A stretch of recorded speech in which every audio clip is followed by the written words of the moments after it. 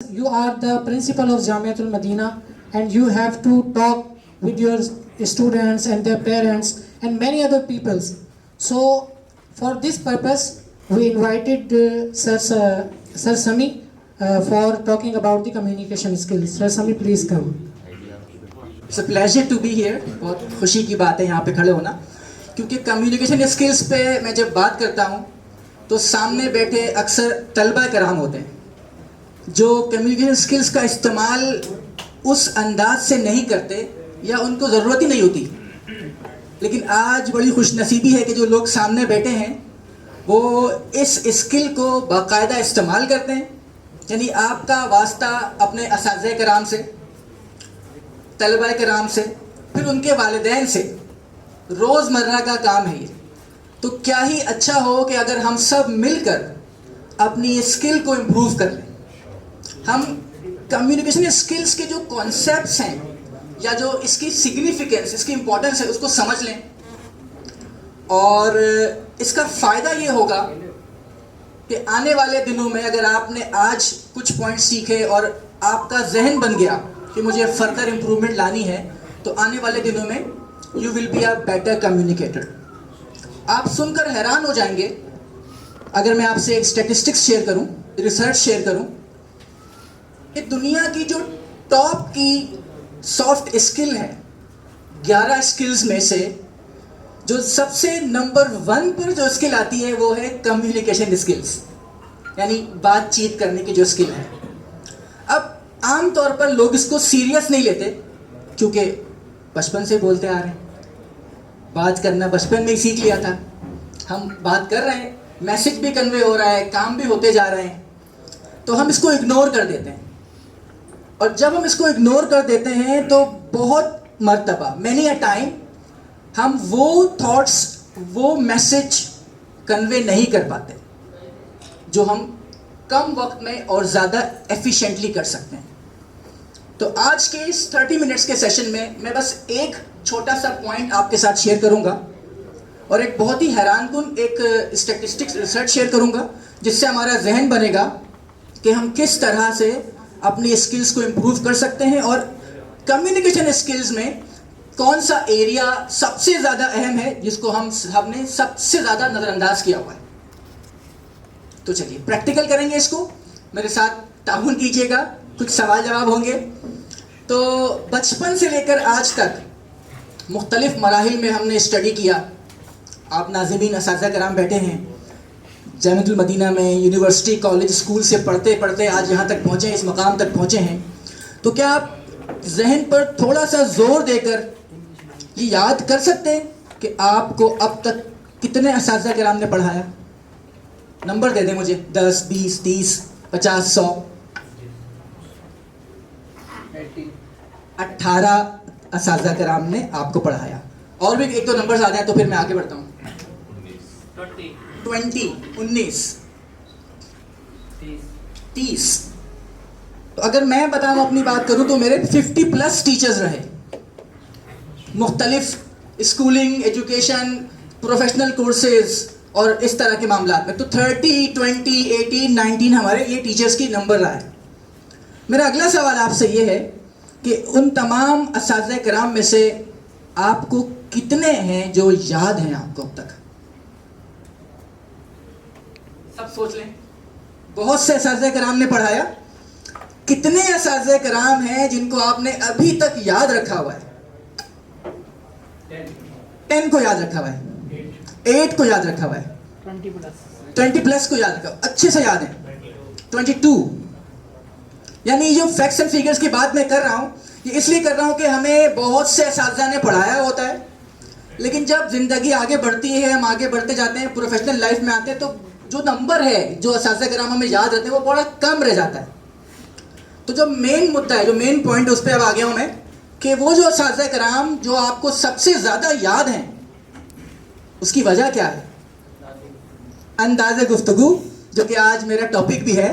तो सबसे पहला पॉइंट अंदाज़ा गुफ्तगू मिला। हो सकता है और भी क्वालिटीज़ हों, बड़े सिंसियर हों, अच्छे टीचर्स हों, ट्रुथफुल हों, लॉयल हों आपके साथ, पैशनेट हो, अफेक्शनेट हो, लेकिन अंदाज़े गुफ्तगू यानी उनकी आपको समझ आती थी, وہ آپ سے اچھی طرح بات کرتے تھے، اس لیے وہ آپ کو یاد رہ گئے. تو کمیونیکیشن اسکلس کی میں بات کر رہا ہوں، اور میں نے ابھی آپ کے ساتھ بات کی اور آپ نے بتایا کہ انداز گفتگو جو ہے وہ اساتذہ کرام کا تھا جس کی وجہ سے آپ کو وہ یاد رہ گئے. اچھا، میں اپنی بات کو آگے لے کے چلتا ہوں، اور میرے پاس ایک ایکٹیویٹی بھی ہے کرنے کے لیے جس میں میں چاہوں گا آپ لوگ پارٹیسپیٹ کریں انشاءاللہ. اس سے پہلے 2 پوائنٹس میں چاہوں گا کہ ہم سب لوگ یاد کر لیں اور ہم سب لوگ سیکھ لیں. کمیونیکیشن کتنے ٹائپس کی ہوتی ہے؟ آئیڈیاز شیئر کیجئے. میں آپ سے سیکھنے کے لیے آیا ہوں اور آپ مل کے ہم سب سیکھنے کے لیے آئے ہیں یہاں پہ. کمیونیکیشن مین کتنے ٹائپس کی ہوتی ہے اگر آپ کو پتا ہو تو اندازہ لگا لیں. Any how culture, any how, any how culture یعنی ہر مطلب رویے، ہر انداز، ہر ملک کے اپنے کمیونیکیشن سے. درست ہے. ٹھیک ہے ٹھیک ہے. اور کس نے کہا 3-4؟ ٹھیک ہے. تو کمیونیکیشن اسکلس کئی طرح کی ہو سکتی ہیں. آج میں 2 پہ صرف بات کروں گا. 2 اگر آپ چاہیں تو نوٹ کر لیں، موبائل فون میں نوٹ کر لیں، نوٹ بک میں نوٹ کر لیں، یا میموری بہت تیز ہے تو میموری میں جانے دیں. There are 2 types of major communication skills. Verbal communication skills. Slide چل جائے تو میں دکھا دیتا ہوں. Verbal communication and non-verbal communication. 2 major ہیں جس پہ میں بات کروں گا. بس چھوٹا سا پوائنٹ ہے جس کو سمجھانے کے لیے کھڑا ہوا ہوں اور بہت جلد اس کو کور کر دیں گے. وربل سے مراد ہے جو ابھی میں آپ کے ساتھ کر رہا ہوں، بات چیت کر رہا ہوں، الفاظ کا استعمال کر کے اپنے پیغام کو آپ تک پہنچا رہا ہوں. دس is verbal communication. Non verbal communication یعنی جس میں میں الفاظ کا استعمال نہ کروں بلکہ اپنے چہرے کے ایکسپریشنز کا استعمال کروں، باڈی لینگویج کا استعمال کروں، آئی کانٹیکٹ کا استعمال کروں، ہینڈ جیسچر کا استعمال کروں، پوسچر کا استعمال کروں، موومنٹ کا استعمال کروں.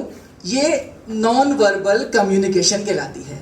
تو میں نے کتنے ٹائپس کی اسکلس پہ بات کی؟ کوئی نام بتا سکتا ہے؟ Verbal, non verbal. وربل کیا ہوتی ہے سر؟ الفاظ کا استعمال. اور نان وربل اشارے. اچھا، کیا ایسا ممکن ہے کہ جب آپ گفتگو کریں یا آپ گفتگو کرتے ہیں اپنے جامعۃ المدینہ میں، پیرنٹس آتے ہیں، فیس کرتے ہیں، ڈیفیکلٹ آڈینس بھی ہینڈل کرتے ہیں آپ. بعض اوقات پیرنٹس اگریسو موڈ میں آ جاتے ہیں، کوئی مسئلہ وہ ہوتا ہے تو آپ اس کو ہینڈل کر لیتے ہیں. تو کیا آپ صرف الفاظ استعمال کرتے ہیں؟ ہرگز نہیں. آپ الفاظ کے ساتھ ساتھ باڈی لینگویج کا بھی استعمال کرتے ہیں. حالانکہ ہم جن اسکولوں میں پڑھ کے آئے ہمیں باڈی لینگویج کے نام کا سبق نہیں پڑھایا گیا کبھی. کیا پڑھایا گیا؟ لیکن ہم نے لرن بائی ڈوئنگ سے خود ہم نے سیکھا. ہم نے اپنے بڑوں کو دیکھا، ہم نے جس منصب پہ آج ہم بیٹھے ہیں، ہم سے بڑے بیٹھے تھے کل وہاں پہ، ہم نے ان کو دیکھا، ہم نے سیکھا، ہم یوز کرتے ہیں.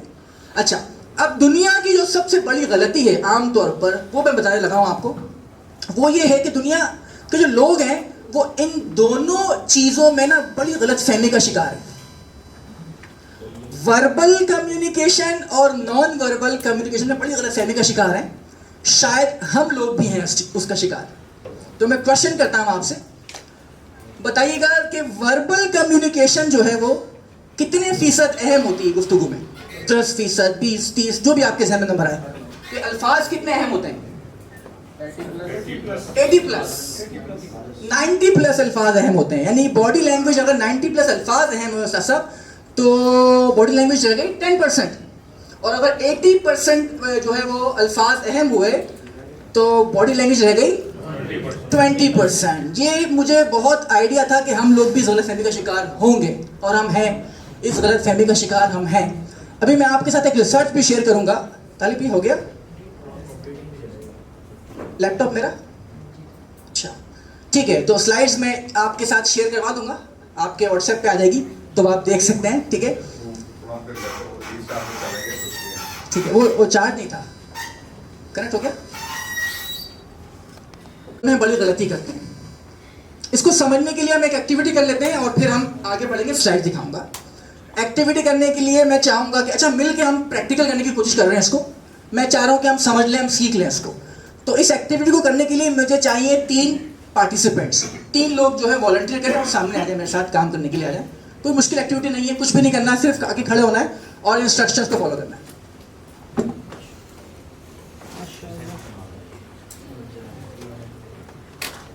Thank you very much. آپ تینوں سامنے آ جائیں, گیپ دیکھیں, کھڑے ہو جائیں. سر تھوڑا سا آگے, ٹھیک ہے, بہترین. اچھا, اب میں کیا کرنے لگا ہوں, مجھے پیپرز دیجیے گا.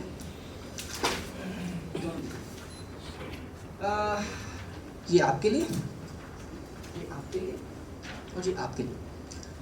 اب آپ سے, آڈینس سے میری ریکویسٹ ہے کہ آپ نے کوئی ہیلپ نہیں کرنی ان کی. ہم آبزرو کر کے سیکھیں گے. نہ آپ نے ہیلپ کرنی ہے, نہ کوئی کلو دینا ہے, نہ کچھ بولنا ہے جس سے سمجھ آ جائے, کیونکہ ان کی آنکھیں بند کروانے والوں میں ابھی.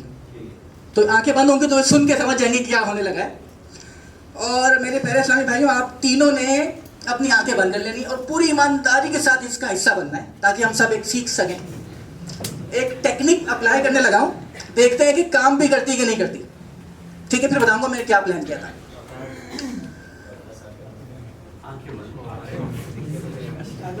اب ہم سٹارٹ کرنے لگے. آپ تینوں پارٹیسپینٹس کے ساتھ جو میں کرنے لگا ہوں وہ کیا ہے, آپ نے صرف میری گفتگو کو سننا ہے اور میں جیسے جیسے کہوں آپ نے فالو کرنا ہے.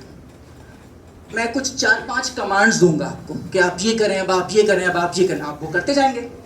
اور آخر میں کہوں گا اپنی آنکھیں کھول دیں, آپ اپنی آنکھیں کھولیں گے. ٹھیک ہے, تیار ہیں؟ ٹھیک ہے. آپ تینوں سے ریکویسٹ ہے کہ پیپر کو اپنے سیدھے ہاتھ لے جائیں, اس کو یاد رکھیں. اسی کے متعلق کام کریں گے تو آپ کی گفتگو امپروو ہو سکتی ہے, گارنٹیڈ امپروو ہو سکتی ہے. Elements of personal communication: 7% spoken words, 38% voice and tone, 55% body language. Doctor Albert کی ریسرچ ہے. تو یہ میں نے کلیئر کر دیا نا, میں نے اس پہ بات کر لی ہے. اگر فوٹوز کھینچ چکے تو میں آگے بڑھاؤں گا.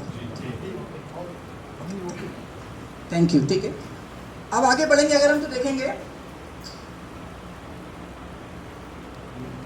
ٹھیک ہے, میں نے بات کی کہ اگر میں توڑ دوں باڈی لینگویج کو کچھ حصوں میں چاہتا ہوں کہ میں ہر ایریا پہ بات کروں, وائس پہ بات کروں, ورڈس پہ بات کروں, ووکلس پہ, لیکن ٹائم بہت کم ہے. تو میں نے صرف باڈی لینگویج کے 3 پارٹس کو اٹھایا ہے. اگر باڈی لینگویج کے ہم کو چنکس میں بانٹنے کی کوشش کریں تو 3 مین ایریاز نکل کے آتے ہیں. پہلا ہے ہینڈ جیسچرز. اگر میں آپ کے دونوں ہاتھ باندھ دوں اور آپ کو 1 گھنٹے کی تقریر کرنے کا موقع دوں تو آپ سکون کے ساتھ کر لیں گے؟ بے چین ہو جائیں گے آپ. کتنے پاورفل ٹولز آپ کو دیے ہیں اللہ نے, لیکن ہم نے ان کو سیکھا نہیں استعمال کیسے کرنا ہے. ہم ان کو نیچرلی استعمال کرتے ہیں. بعض اوقات ہمارے ورڈز کہیں اور جا رہے ہوتے ہیں اور ہمارے ہینڈ جیسچرز کچھ اور بتا رہے ہوتے ہیں. اسی لیے ایمبیگیٹی پہ ابہام پیدا ہوتا ہے, ہمارا میسج کلیئر نہیں ہوتا. تو یعنی جو آپ کے ورڈز کہہ رہے ہوں, آپ کے ہینڈ جیسچرز بھی وہی بتا رہے ہوں, تو پاسبل ہے. اب اگر میں آپ کو ایگزامپل دوں, ایک جو میں دے رہا ہوتا ہوں کلاسز میں اپنی, کہ میرا ایک دوست ہے, اب میں دوست کا ذکر کر رہا ہوں, میں ہینڈ جیسچرز کی بات, صرف میرے ہینڈز کو دیکھیے گا نا, مائک ایک ہاتھ میں, ایک سے ٹرائی کرتا ہوں. میرا ایک دوست ہے, بہت لمبا ہے, میں نے کوشش کی کہ میں ہینڈ جیسچر غلط استعمال کروں. میں نے کیا کیا, میرا ایک دوست ہے اور تو یہ جیسچر کس کا ہے, چھوٹا ہونے کا. تو یہ میرا مطلب تھا کہ ہمارے ورڈز کہیں اور جا رہے ہوتے ہیں اور ہمارے ہینڈ جیسچرز, میں کہتا ہوں بھائی آپ اٹھیں, کسی کو کہتا ہوں آپ اٹھیں اور کلاس سے باہر جائیں, تو دروازہ اس طرف ہے, میں کہہ رہا ہوں باہر جائیں.